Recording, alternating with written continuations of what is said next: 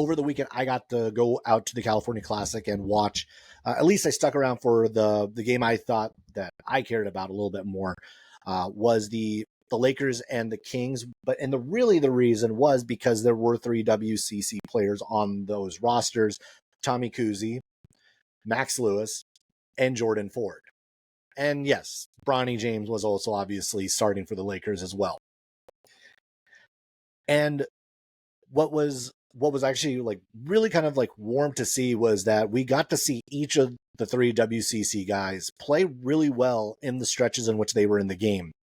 The first one that jumped off the page was Max Lewis. He had 14 points for the game, but it was like six of the Lakers' first 6 points. He had, I think it was like 10 in the first half. He was really active. It was the Max Lewis we all got to see. Like, he ran up and down the court. He created opportunities for himself in the half court, getting out on the break. He looked like the guy like we're used to seeing, but he also looked like the guy who took charge early on. And that will, again, he being in his second year with the Lakers, and him kind of going through this once before, he definitely looked a little bit more like the adult in the room early on in that contest. And kind of similarly for Jordan Ford on the Kings side, because again, Jordan Ford, who graduated from St. Mary's in 2020, has been through the NBA G League circuit for a few years now, and he's very much settled. Like, he has a very defined role, and he plays it well. He's a leader.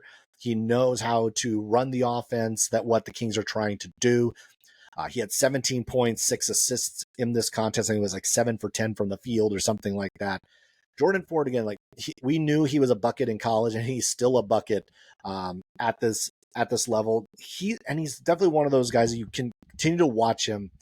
I know the size is an issue, but I think he can do something. He would be able to be consistent at the NBA level because he just does so many things extremely well that he would have some value to an NBA team somewhere. And then maybe what shouldn't have been the surprise, but was, I think, more the surprise for maybe everyone watching on ESPN, was the play of Tommy Kuhse. We actually got to see both Kuhse and Ford match up a good number of times during this game. And Kuhse, within the first 10 seconds of checking in the game, hits a 3. He became really that on-court leader, and for the Lakers, was running the offense really well. Kuhse was distributing, he was scoring, he did all the things that we saw him do as a St. Mary's Gale a few years ago. He had 15 points and 8 assists in that contest. He was one of the best players on the floor on Saturday, and it was really fun to see both Kuhse and Ford match up, play well.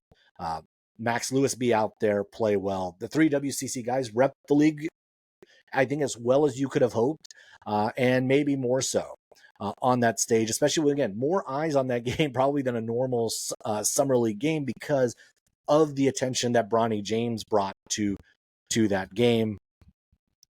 And with Kuhse and Ford, that pair, you have to remember, like, that was the St. Mary's backcourt for a year.